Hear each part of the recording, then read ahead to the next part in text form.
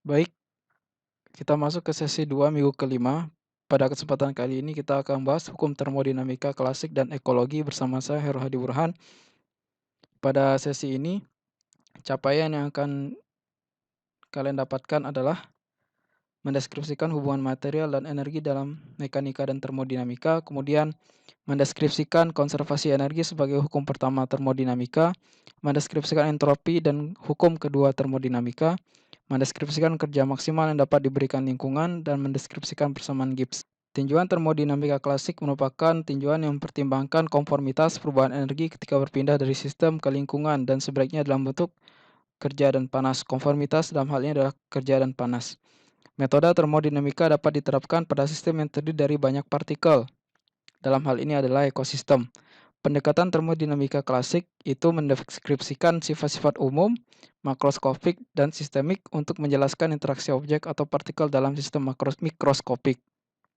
Dan pendekatan ini membantu mendeskripsikan beberapa kondisi umum ekosistem dengan mereduksi deskripsi spesies tunggal, populasi, interaksi, konsentrasi dari berbagai komponen kimia yang terdapat dalam ekosistem menjadi beberapa parameter dan variabel makroskopik.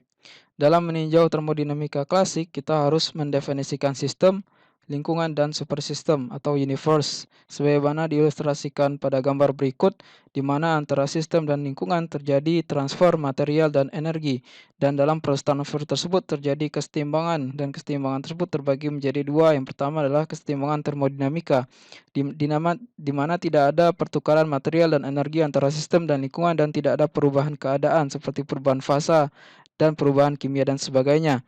Kemudian kesetimbangan dinamik, di mana terdapat pertukaran materi dan entropi namun tidak terjadi perubahan aliran energi atau aliran energi sama dengan nol.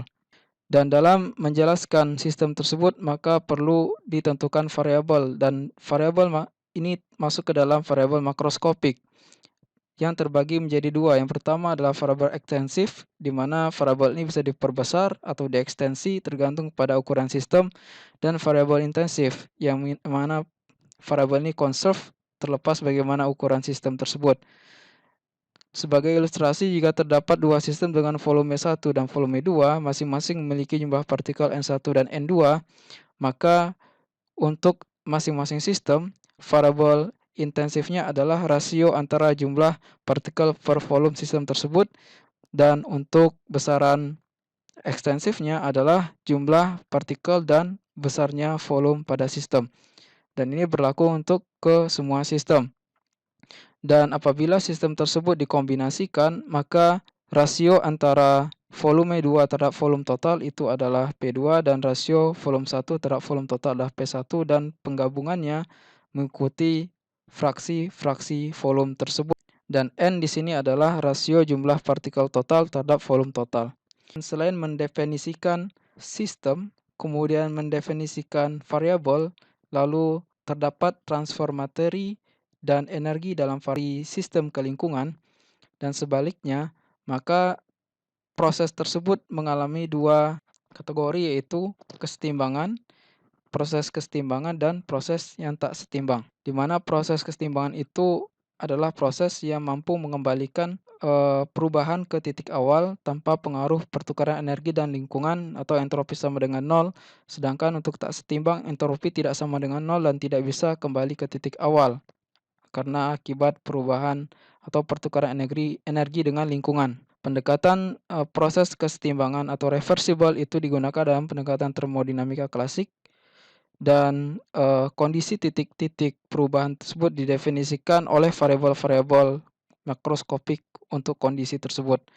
Kemudian kita mengenal proses siklus, di mana proses ini baik untuk reversible maupun irreversible terjadi, di mana dia akan kembali ke titik awal, baik itu melalui mekanisme reversible pada jalur yang sama ataupun irreversible dengan jalur yang berbeda dengan mempertimbangkan pertukaran energi dengan lingkungan. Baik, untuk sesi kedua kali ini secara ringkas kita membahas terkait dengan termodinamika klasik dengan mendefinisikan sistem, lingkungan, dan universe, lalu menjelaskan variabel-variabelnya dan menjelaskan proses kesetimbangan yang terjadi pada sistem tersebut. Untuk menguji pemahaman berikutnya, silakan menjawab LMS yang disediakan.